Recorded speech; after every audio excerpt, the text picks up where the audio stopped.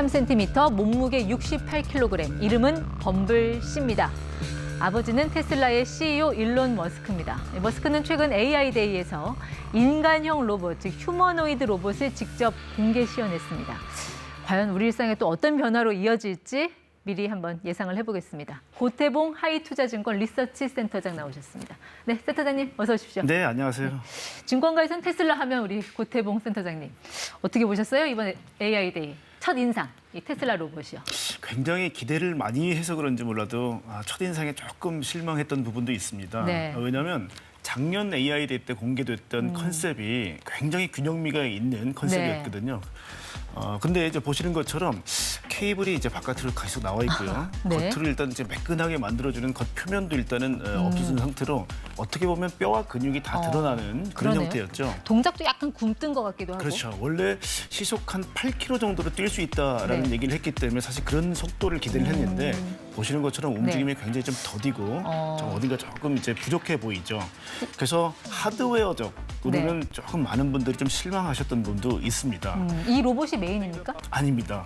원래 이거는 이제 범블씨라는 이름과 네. 우리가 알고 있는 이제 옵티머스라는 이름으로 비교해봤을 때 아마 사전적인 프로토타입의 네. 어떤 생각이 있을 거고요. 그러니까 진짜는 옵티머스다. 진짜가 나옵니다. 그리고 이전에 나왔던 이 범블씨는요. 기성 제품들을 다 모아서 네, 만들었기 잠시만요. 때문에 이게 옵티머스 나오고 있네요. 등장했습니다. 네. 이 로봇은 이제 테슬라가 관절을 이제 움직이고 있는 좀 어렵지만 액추에이터라는 거 하고요. 그다음에 배터리 팩, 네. 그다음에 이제 인공지능 이런 것들을 전부 다 스스로 만든 로봇이죠. 근데 이제 외관은 좀 멋지게 보이는데 예. 이 로봇은 또 걷지를 못하네요. 지금 직원들이 저렇게 뭐 밀고 나오는 것 같은데요? 그렇습니다. 로봇이 이제 워낙 복잡한 기능들이 많이 들어가 있다 보니까 미처 걷는 것까지는 성공하지 못하는 것 같습니다. 그래서 이 부분이 시속 8km로 뛰는 걸 기대했던 네. 많은 분들에게 조금 실망감을 좀 안겨줬던 부분이죠. 물론 뭐 뛰는 것뿐만 아니라 우리가 또 이미 봤던 게 있잖아요. 현대차에서 인수한 그 보스턴 다이나믹스 로봇. 그 말씀 왜 안 하시나 했습니다.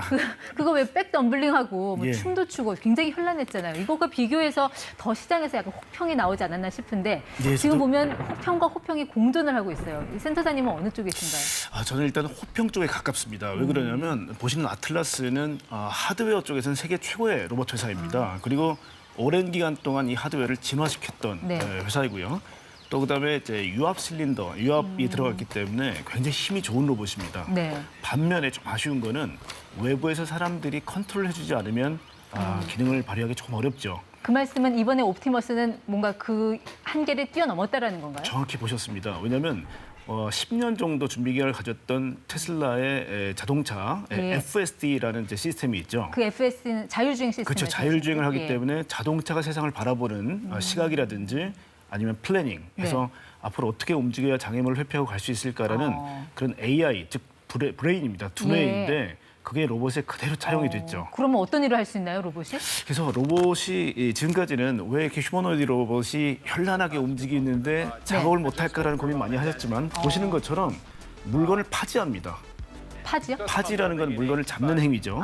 예. 잡고 그러면 모양이 다 다른 물건들을 스스로 판단해서 잡아야 되겠죠. 꽃에 물도 주려는 것 같은데. 자, 꽃에 물 주는 저 부분은 손가락을 가지고 굉장히 얇은 저 이제 물병을 잡아야 되죠. 저게 이제 손가락 5개가 잘 보이시죠? 마디도 다 있나요? 그렇죠. 덱스트러스라 그래서 손가락 5개 마디마디가 다 굽혀지고요. 그래서 그립이 다르다라는 그렇죠. 거네요. 디테일한 작업들을 할 수 있도록 돼 있고요. 저것들을 아까 말씀드린 두뇌가 다 판단하게 만드는 거죠. 보시게 되면 저 꽃에 물을 줘야 되는 데서는 붉은색으로 표시되고 예. 장애물은 다른 색으로 표시가 되죠. 이게 스스로 판단했기 때문에 그걸 구분하는 거고요. 네. 특히 저 무거운 공장 내 물건들도 정확히 판단을 해서 잡을 수 있죠. 그런데 왜 저런 그 물건 잡고 꽃에 물 주고 하는 거를 무대에서 바로 보여주지 영상으로 보여주니까 아까 자세히 약간 보시면 믿음의 영역으로 가야 될 것 같은데. 네. 위에 끈이 달려 있습니다. 왜냐하면 중심을 잡기가 좀 어렵기 때문에 사실은 학습 우리가 애를 낳게 되면 네. 뭐 8개월 되면 겨우 이제 걸으려고 이제 이 걸음마를 막 그렇죠. 시도하지 않습니까? 네. 지금 딱 8개월 된 로봇입니다. 보통 사람은 9개월 되면 걷는데 그럼 저 그렇죠. 로봇도 9개월 되면 걷게 됩니까? 그래서 일론 머스크는 몇 주 후면 걷는다라고 얘기를 했기 때문에 예. 일단 그 부분은 저희가 AID가 된 지 얼마 안 됐기 네. 때문에 며칠 있다가 저희가 확인을 해봐야 되겠죠. 이 로봇 이름을 보면 옵티머스, 뭐 범블씨 이러니까 영화가 떠올라서요.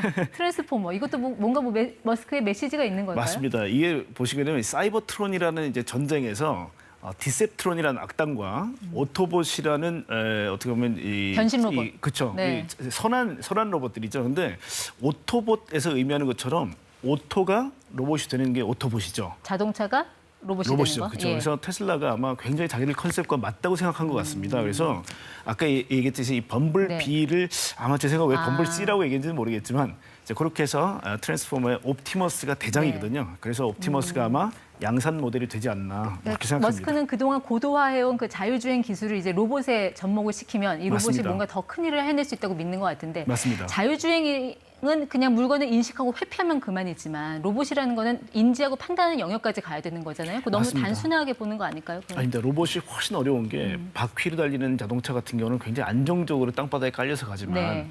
특히 휴머노이드 로봇은 이족 보행입니다. 굉장히 중심을 잡기 어렵죠. 두 발로 걷는 거. 그렇죠. 예. 그러다 보니까 물건을 파지한 채로 움직이는 건 훨씬 더 어렵습니다. 그래서 사람이 물건을 굉장히 다양한 물건들을 네. 생각해서 잡는 행위라든지 아니면 피아노를 친다든지 이런 고도의 네. 행위는 결국 판단의 영역이 돼야만 가능해지겠죠. 이 옵티머스라는 로봇은 언제쯤 상용화가 될 걸로 보세요? 일론 머스크는 3년에서 5년이면 고객들한테 판매할 수 있을 거다라고 얘기를 했었는데요. 그래요? 가격은 어느 정도가 될까요? 2만 불입니다. 그러면 우리 돈으로 하면 한 2,400만 원? 그렇죠. 이게 전기차 저가 모델보다 더 낮은 거 아니에요? 지금 저가 모델로 원래 이제 이 생산을 하려고 이제 시도했던 모델 2 같은 경우는 2만 5천 불을 얘기했었죠. 그러니까 네. 그거보다도 싼 거니까 굉장히 저렴한 가격이고요. 지금 중국 베이징이라든지 상하이의 평균 샐러리가 연간 2만 불 정도 됩니다. 그러니까 굉장히 싼 거죠. 노동력을 만약에 대체한다고 생각했을 때는. 네. 그래서 3에서 5년 후에 판매할 수 있다고 얘기를 했지만 네. 아마 초기에는 테슬라의 공장으로 들어가서 먼저 일을 하지 않겠느냐. 일단은 공장에 하고 투입될 있습니다. 거다. 예, 그렇습니다. 그러면 앞으로 전기차 생산 시스템에도 큰 변화가 있을 수 있겠네요. 그렇습니다. 그래서 왜 3에서 5년이라는 얘기를 했냐면요. 아마 공장을 지금 4개밖에 안 되지만 공장을 여러 개를 지어야 약속했던 2030년도에 2천만 대까지 도달할 수 있기 때문에 아마 생산 공정의 무인화 예. 혹은 자동화를 위해서 지금 로봇을 투입하는 게 아닌가 그렇게 판단을 하고 있습니다. 궁극적으로는 화성이나 달까지 머스크가 목표로 하고 있는 그 지역까지 가는 거 아니에요? 로봇이? 맞습니다. 왜냐하면 단순하고 위험하고 지루한 일들에 투입하겠다고 얘기를 했는데 거기에 해당되는 게 어딜까라고 미국에서도 고민을 많이 했는데 그게 바로 공장과 아마 달 기지 건설이 아닐까. 네. 뭐 그렇게 얘기를 하고 있습니다.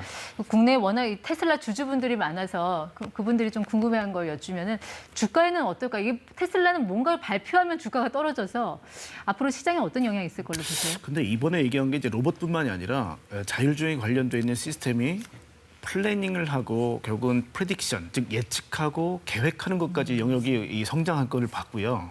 이걸 또 가능하게 위한 도조라는 컴퓨터 시스템까지 네. 내놨기 때문에 아마 같이 보셔야 될 것 같습니다. 즉 두뇌는 아주 비대하게 발달을 했고요. 예. 하드웨어는 조금 부족했던 부분 때문에 아마 시간이 지나고 나면 이 로봇에 대한 평가가 아마 가미가 되지 않겠나 네. 그렇게 생각을 합니다. 그러니까 이 머스크가 그동안 잘 안 될 거라고 생각했던 뭐 전기차의 대중화라든지 뭐 화성 달 탐사까지 지금 조금씩 다 결국은 좀 일어나가고 있는 그런 과정에 있으니까 이 로봇에 있어서도 뭔가 혁신이 나오지 않을까 하는 기대감도 있고 또 한쪽에서는 여전히 또 회의적으로 보는 시각도 있고 한데 앞으로 이 로봇 시장의 성장 가능성은 어떻게 보고 계신가요? 이번에 엔비디아라는 회사도 이 GTC 2022를 통해서 얘기를 한 게요. 세컨 웨이브 AI, 즉 두 번째 큰 파도가 물리적 AI라는 표현을 합니다. 네. 그 물리적 AI의 대표적인 게 로봇입니다. 그래서 두 회사가 공이 똑같이 다음 스텝으로 로봇을 얘기하고 있다는 건 우연은 아닐 겁니다. 즉 두뇌가 발달했기 때문에 이제는 하드웨어로서의 로봇을 내놓는 거거든요. 그래서 물리세계 AI라면 중력, 마찰력, 그다음에 무슨 관성 이런 것들을 다 극복하는 AI를 얘기하는데요. 네. 굉장히 어려운데 이걸 극복한다면 역시 아마 무인화의 세계가 열리지 않을까 네. 그렇게 생각을 합니다. 로봇 시대가 온다면 그 인간의 역할에 대해서는 또 어떤 생각을 가져야 되는지 약간 고민도 되는 시간이었던 것 같습니다. 지금까지 ETY 고태봉 센터장과 함께했습니다. 고맙습니다. 네, 고맙습니다.